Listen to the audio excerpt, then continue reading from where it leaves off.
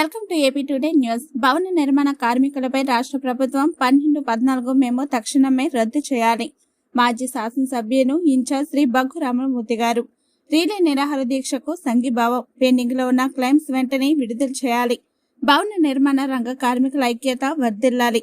నర్సన్నపేట నియోజకవర్గం, నర్సన్నపేట పట్టణం ఈ రోజు సిఐటియు భవన నిర్మాణ కార్మిక సంఘం మెమో 1214 రాష్ట్ర ప్రభుత్వం తక్షణమే తొలగించాలనే నినాదంతో స్థానిక అంబేద్కర్ జంక్షన్ వద్ద చేపట్టిన రీలే నిరాహార దీక్షకు చేపట్టిన భవన కార్మికులకు సంఘీభావం తెలిపిన మాజీ శాసనసభ్యులు ఇన్ఛార్జ్ శ్రీ బగ్గు రామమూర్తి గారు మరియు నాయకులు, కార్యకర్తలు.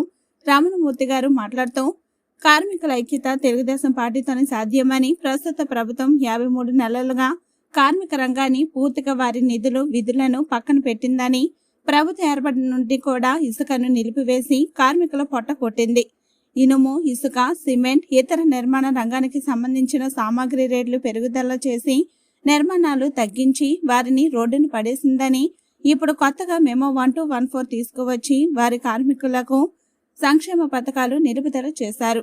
గత టీడీపీ ప్రభుత్వ హయాంలో రాష్ట్రంలో నిర్మాణ కార్మికులకు మరణం, వివాహం, పిల్లల చదువులు, స్కాలర్షిప్, వైద్య ఖర్చులు వంటి సదుపాయాలు తెలుగుదేశం పార్టీ వారి పక్షాన నిలిచింది అని, తక్షణమే ప్రభుత్వం భవన నిర్మాణ కార్మికుల యొక్క డిమాండ్లు ప్రభుత్వం వెంటనే పరిష్కరించాలని డిమాండ్ చేశారు.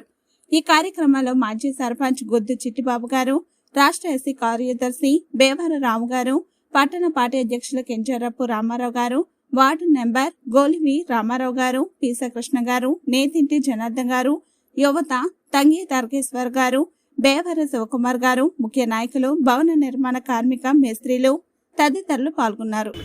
దగా చేసిన ఈ జగన్మోహన్ రెడ్డి ప్రభుత్వం ఒక్క నిమిషం కలిపి అధికారంలో ఉండడానికి అర్హత లేదని సందర్భంగా తెలియజేస్తూ, ఏదైతే కార్మికుల సంక్షేమానికి తెలుగుదేశం పార్టీ